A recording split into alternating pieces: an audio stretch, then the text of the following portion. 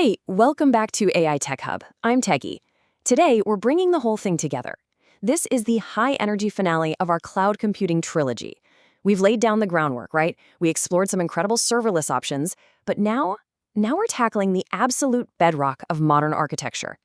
If you've ever wondered how the massive e-commerce giants or, those huge streaming platforms survive insane traffic spikes without just immediately crashing, well, you're in exactly the right place.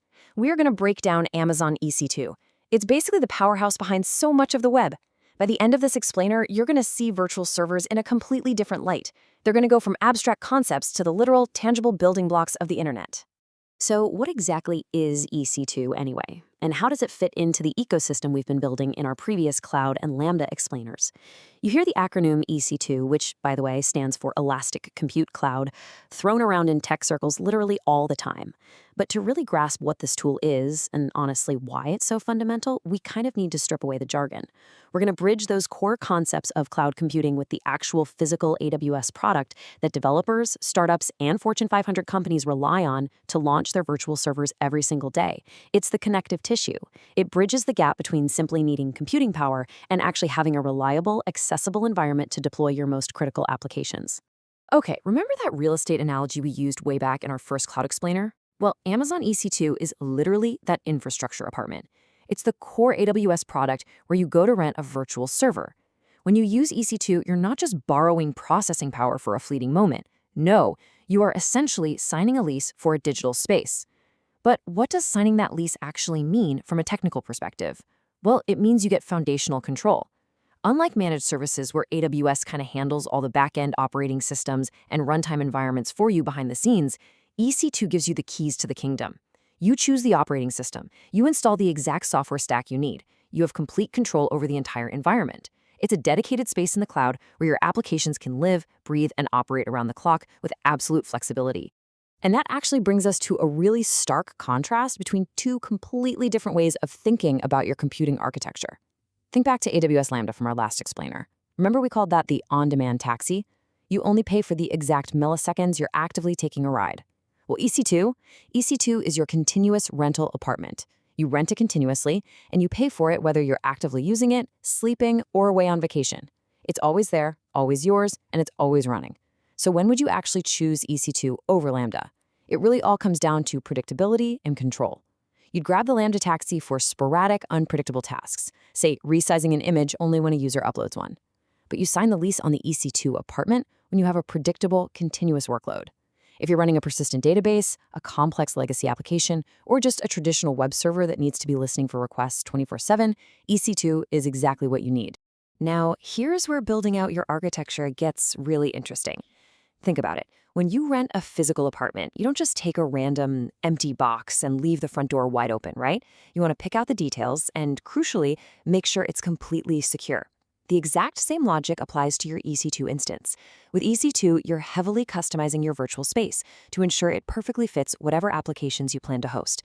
And just like a real apartment needs strong locks on the doors or maybe a dedicated security guard in the lobby, your EC2 instance needs what AWS calls security groups. You can think of a security group as your virtual firewall. It lets you customize exactly who is allowed into your server, like say allowing web traffic on a specific port, and exactly who is kept strictly out. It's absolutely fundamental to ensuring your customized space remains entirely yours and entirely protected. At the very core of all this customization is what we call an instance type. With EC2, you pick your exact apartment configuration. It's literally like choosing your floor plan and your utilities. You have to ask yourself, how much CPU do you need? How much memory does your application require to run smoothly without bottlenecking? That specific combination of computing power and memory, that dictates your instance type. And AWS, they don't just offer a generic sliding scale. They offer specific families of instances tailored to exact use cases. For example, if you're hosting a high-performance multiplayer gaming server, you might choose a compute-optimized instance. But if you're running a massive in-memory database, you'd probably look at a memory-optimized instance. Whether you just need a small studio apartment for a basic internal tool or a massive penthouse suite with incredible processing power for heavy machine learning data analysis, you get exactly what you design. Let's take it a step further, though, because an apartment is truly only as good as its location. And that brings us to our next critical architectural choice, the region. Just like picking a physical neighborhood in a global city, you have to choose which AWS neighborhood your server actually lives in. Now, why does this matter in a cloud-based world? Because, well, physical distance still dictates the laws of physics. You want your digital apartment to be physically close to the people who are actually going to visit it. If your primary user base is in Tokyo, you absolutely do not want your server apartment located in New York. If you do that, the data has to travel halfway across the globe for every single request. In tech, those milliseconds of latency, they can literally cost millions in dropped sales or abandoned carts. So picking the right region ensures the fastest possible delivery and the absolute best experience for your users. Okay, so you've got your digital apartment. It has the perfect floor plan tailored to your app.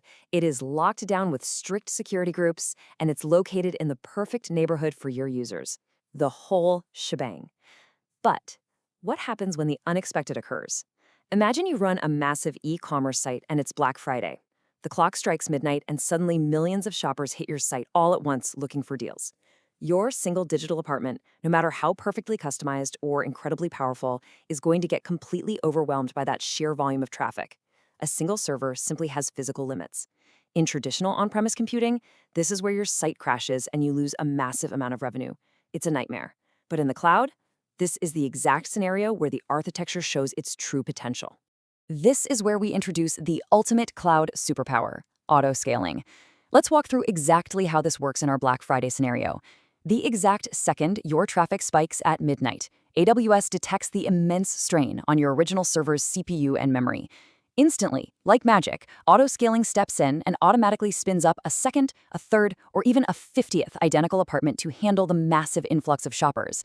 It distributes the traffic perfectly, so no single server gets overwhelmed, ensuring a completely seamless checkout experience for every single user.